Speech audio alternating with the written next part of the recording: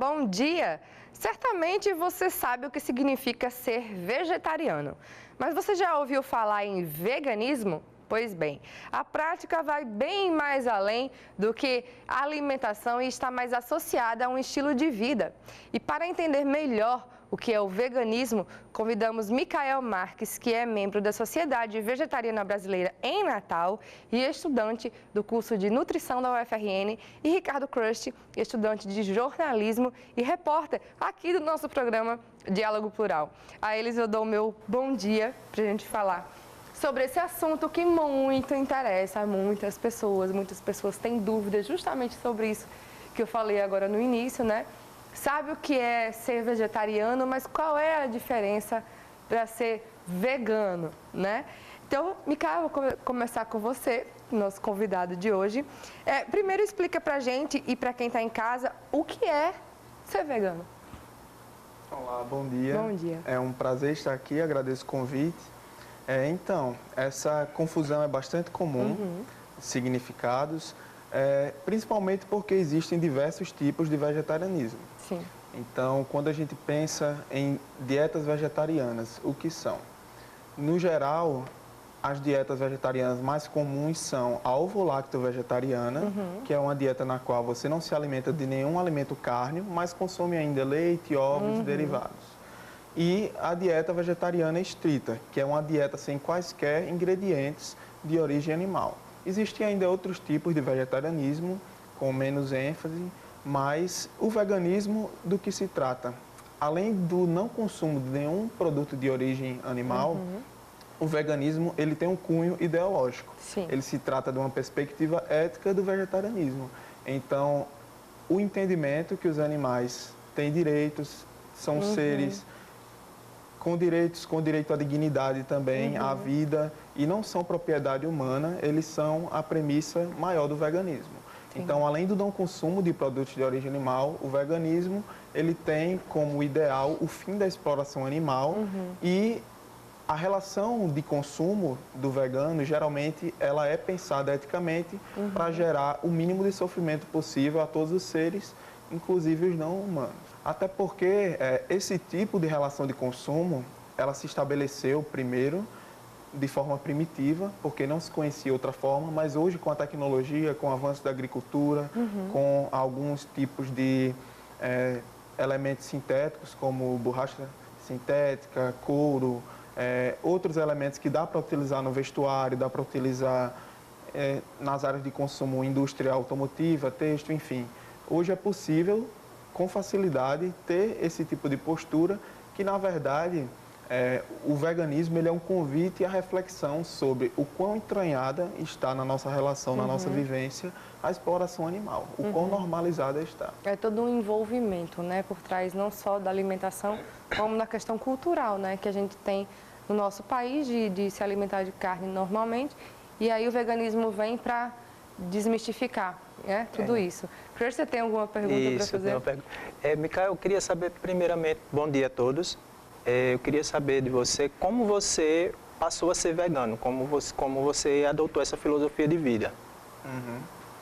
Então vamos lá, minha história com o vegetarianismo, com o veganismo também, primeiro acredito que em meados de 2013, 2014, já no curso de nutrição, eu decidi ser vegetariano. Como eu passava muito tempo na universidade, eu tinha acesso às comidas do restaurante universitário. Também fui bolsista de lá depois, um tempo, então para mim era fácil se alimentar lá. Só que as opções de restaurante, elas são ovo-lacto-vegetarianas. Então, pela minha rotina, como eu passava o dia todo na universidade, foi fácil aderir. No começo, eu percebi, por uma questão ambiental, a necessidade de reduzir o consumo de carne. Eu estava atento a alguns estudos, alguns levantamentos e comecei a progressivamente reduzir o consumo de carne. Até que me senti incomodado, assim, o sabor deixou de ser agradável, eu não me sentia bem mais comendo e decidi, não, vou ser ovo-lacto-vegetariano. Passei assim um tempo, pela rotina, como eu não tinha tempo, não tinha autonomia para cozinhar na época, eu sabia muito pouco e também não tinha tanta estrutura em casa, foi um voo solo assim, um pouco arriscado.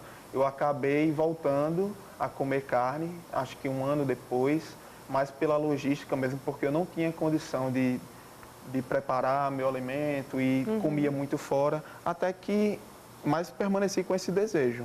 Até que, há aproximadamente 3 anos, eu estava participando de uma campanha ambientalista, o Dia Mundial Sem Carne, estava distribuindo uma feijoada vegana e pensando, poxa, eu estou aqui, mas estou sendo meio hipócrita, porque eu tenho esse desejo, na verdade, hoje tenho até mais condição, mas ainda não dei esse passo nessa direção.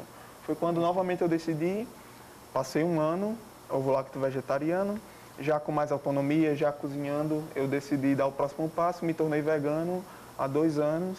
É isso que você indica, Micael, no caso, para quem quer se tornar vegano, primeiramente a informação? Sem dúvidas, até porque, assim, o veganismo, ele se apresenta como uma contracultura ao padrão do consumo de carne. Então, normalmente, qualquer postura de contracultura, ela tende a ser desincentivada. Existem as vias, né, de desincentivo, religiosas, de saúde, alguns médicos tradicionais que não estão atentos às novas evidências, e o paradigma mesmo das pessoas que acreditam, não, eu tenho o direito ao consumo da carne, à exploração animal. Mas assim, hoje, com acesso à tecnologia, é muito mais fácil ser vegano do que há, por exemplo, 15 anos. Sim. Quando você tinha que buscar informação de forma autônoma, você não tinha uma rede de compartilhamento como a internet. E o acesso ao alimento, que não fosse animal, era muito mais complicado. Pronto. E esse é um ponto, na verdade, eu acho que é o mais simples. Por exemplo, em países em situação de crise, como a Venezuela, há alguns anos a população já se tornou vegetariana pela escassez de produtos de origem animal. Então, assim, o feijão está disponível, o arroz, os legumes, as frutas estão disponíveis. Na verdade, a maior barreira é transpor a ideia de que a carne é necessária. Eu preciso da carne no prato para tornar ele saudável, para que ele me dê sustância, como é comum falar aqui no Nordeste. A mistura, né? Exatamente. Então, assim, hoje, com a rede que a gente tem, existe muita informação de todas as vias, do ponto de vista ético, quanto ao direito dos animais, do ponto de vista científico, na nutrição, por exemplo, hoje a gente tem recomendações oficiais, uma mais recente, esse ano, do Colégio Americano de Cardiologia, que fez uma recomendação específica ao consumo e à adoção de proteínas vegetais como uma forma de saúde e sustentabilidade também, desrecomendando o consumo de carnes, principalmente as ultraprocessadas e processadas. Outras associações também de nutrição já reconhecem o vegetarianismo como saudável e completo para todas as fases da vida. Hoje eu estou dividindo o espaço aqui com o nosso repórter Ricardo Crush. A gente vai encerrar aqui o primeiro bloco. Hoje o nosso assunto é veganismo. E daqui a pouco, eu e Ricardo Crush, a gente volta para falar mais sobre esse assunto. 30 segundos, não sai daí.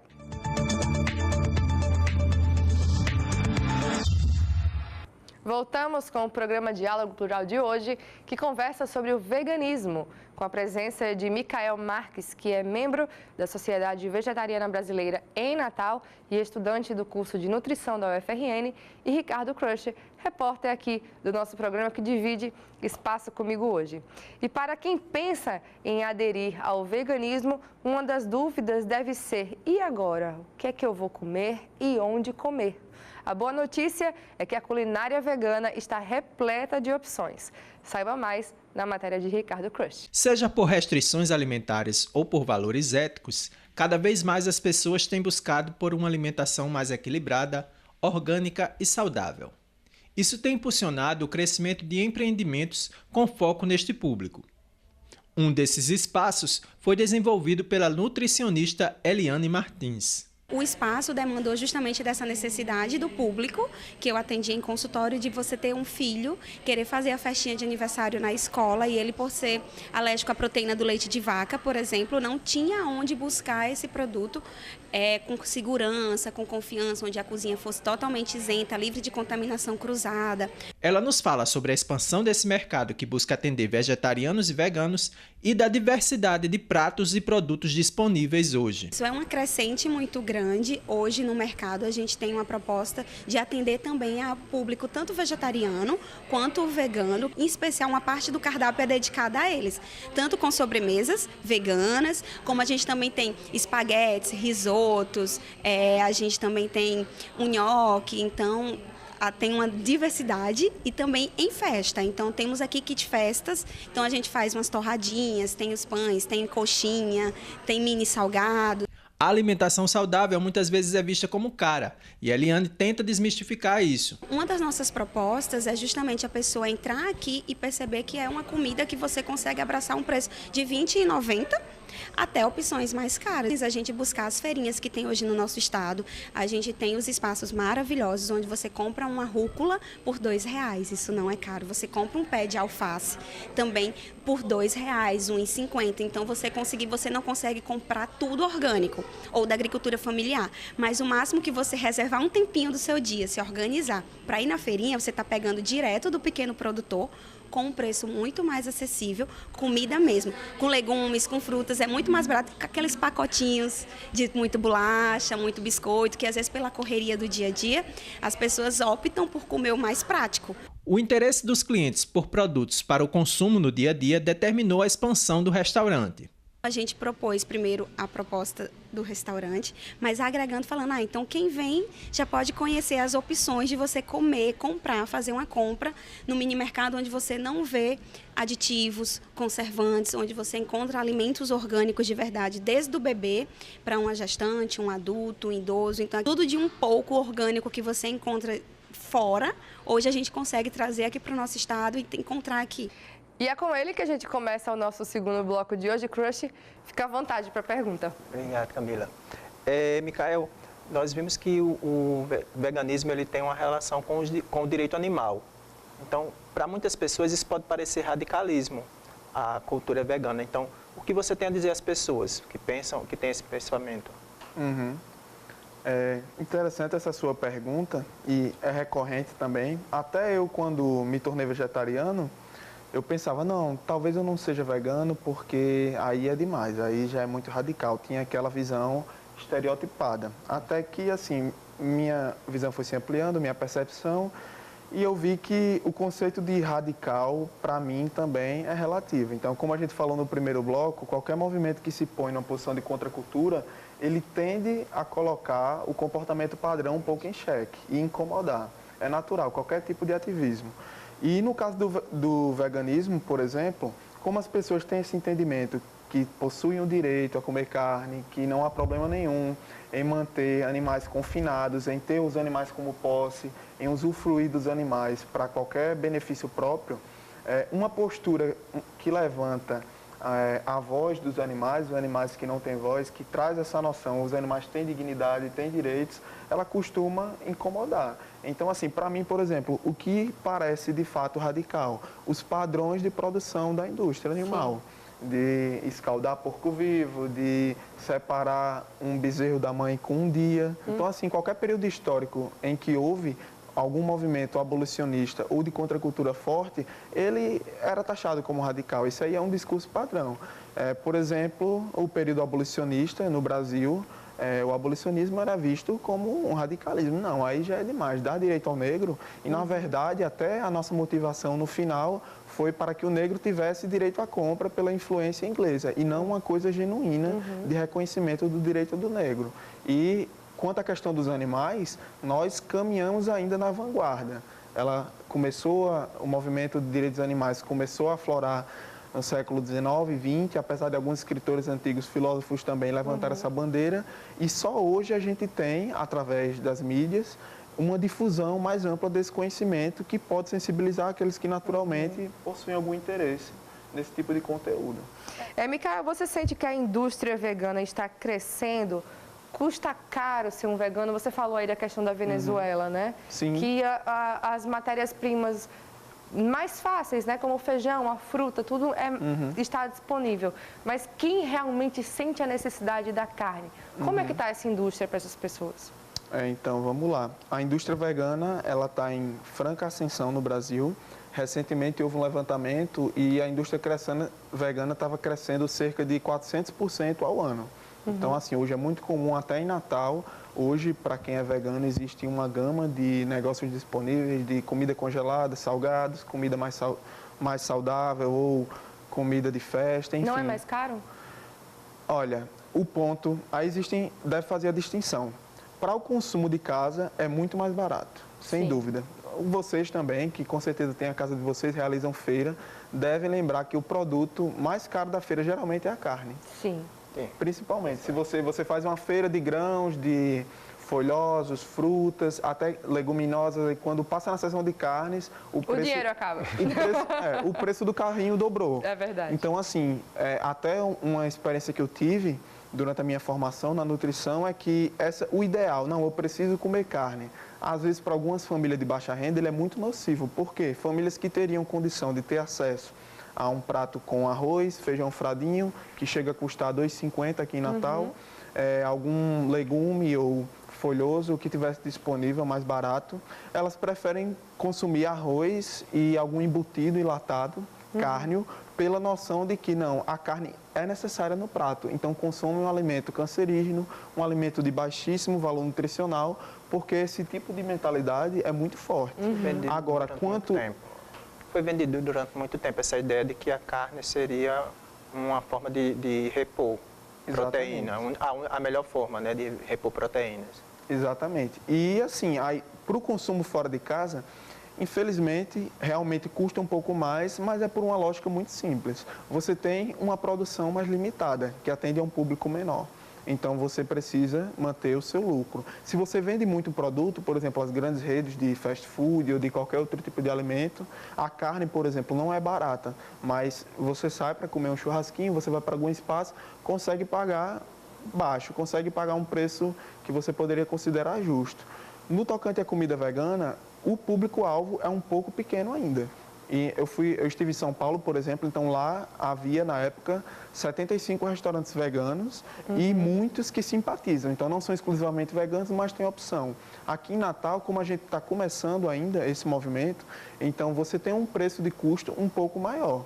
Mas que, assim, pelo padrão da cidade também, não supera em muito o que é oferecido aqui. Por exemplo, hoje é possível comer sanduíches veganos ou torta, ou o que você desejar, num preço até mais acessível do que outros ambientes da cidade, que trabalham na mesma linha de produção. Crush tem uma pergunta aí, a gente, se não der para responder nesse bloco, a gente continua no próximo para concluir esse assunto. Fica à vontade. Com relação ainda ao consumo de carne, isso é meio que ensinado, é cultural.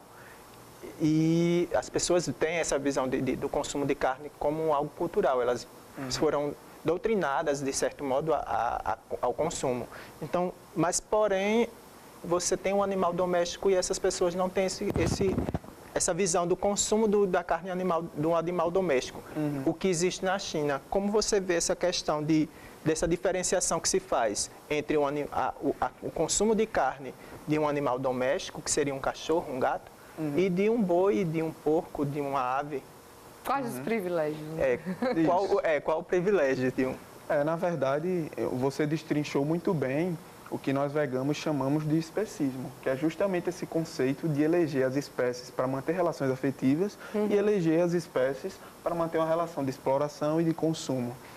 Por exemplo, é muito comum, aqui eu já vi essa cena várias vezes, quando mostram alguma festividade asiática, o pessoal aqui no Brasil se choca, eu vi na televisão, nossa, que absurdo, isso é uma barbárie, consumindo um cachorro, um gato, e a pessoa terminou, cortou seu bife, levou a boca, assim.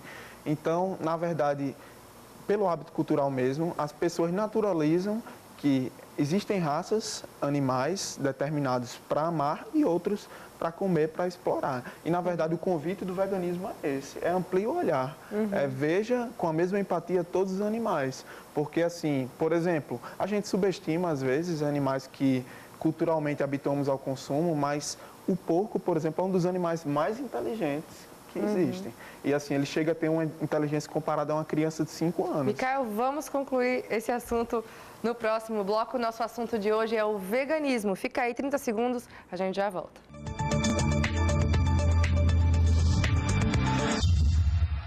Voltamos com o programa Diálogo Plural de hoje, no nosso último bloco, que conversa sobre o veganismo, com a presença de Micael Marques, que é membro da Sociedade Vegetariana Brasileira aqui em Natal e estudante de nutrição da UFRN, e Ricardo Crush, que está dividindo aqui o espaço comigo, que é nosso repórter aqui do Diálogo Plural.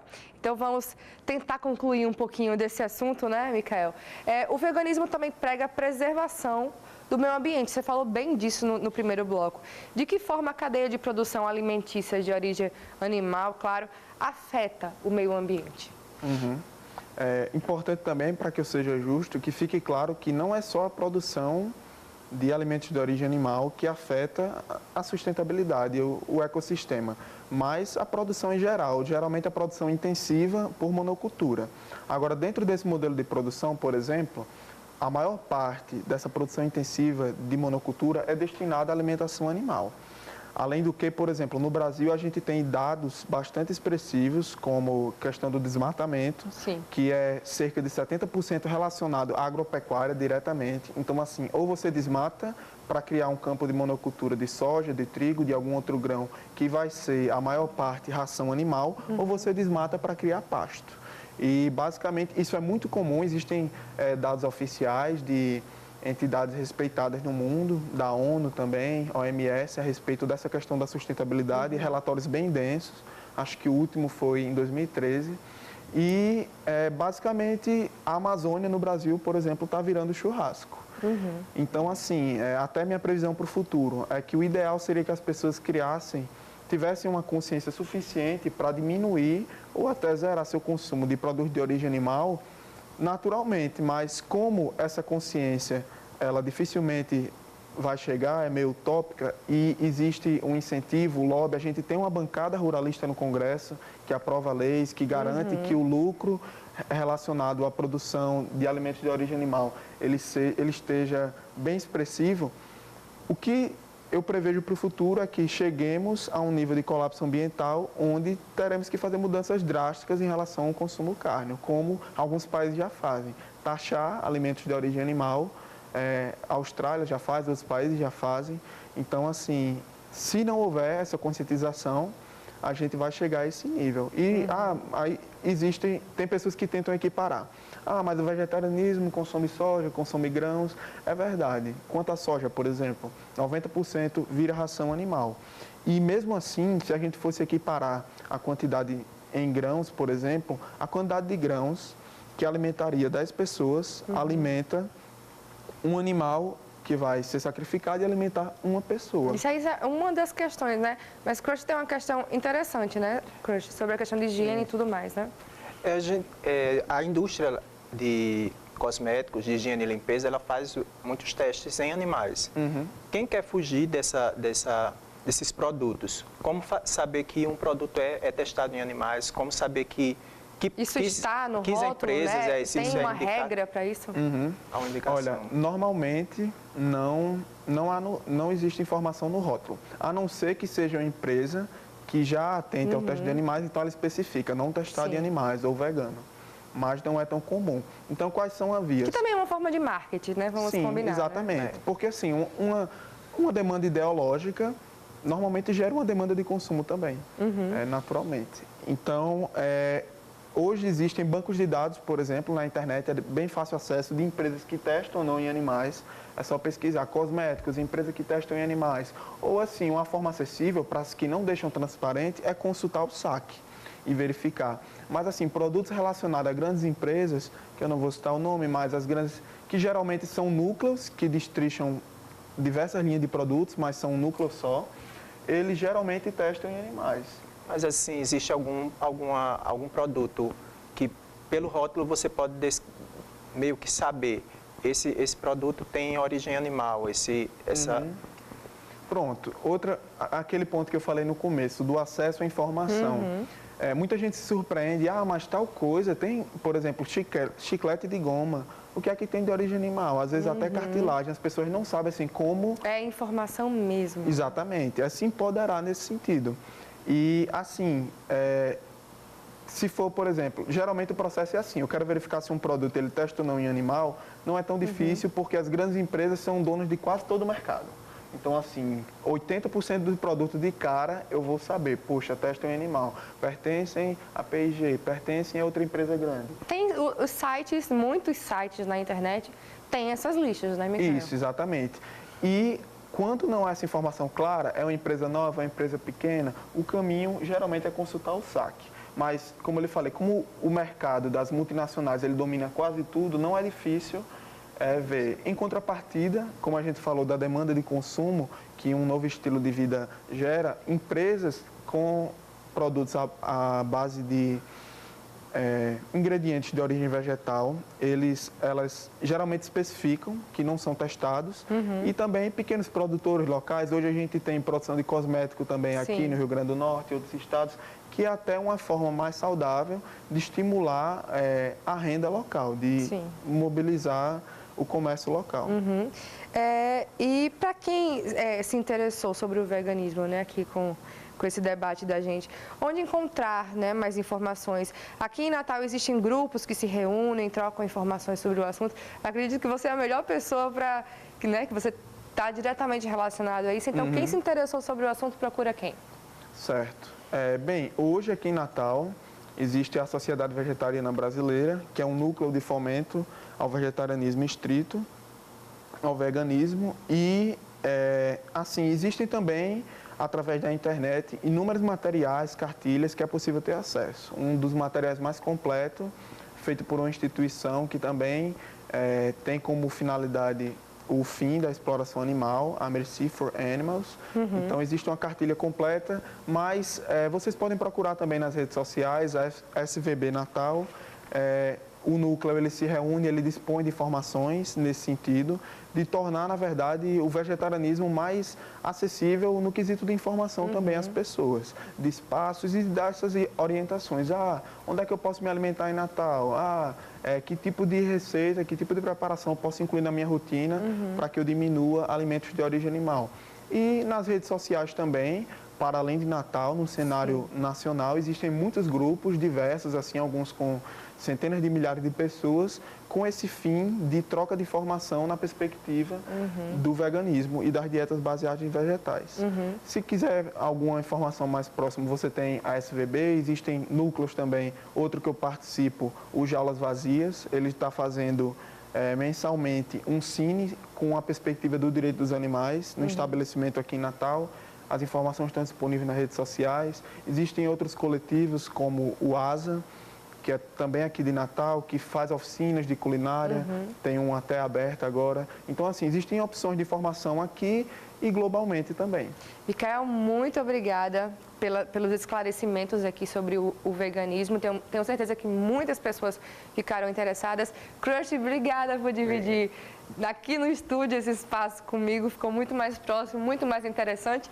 E se você quiser mais informações, como o Micael bem ressaltou, informação sobre o assunto, acesse as nossas redes sociais, o Diálogo Plural, acompanhe as nossas atualizações no Twitter, o @SintesteRN, no nosso site, o www.sintesterrn.org.br, ou na nossa página do Facebook, é o facebook.com/SintesteRN. A você um ótimo final de semana e até o próximo sábado, se Deus quiser. Tchau, tchau.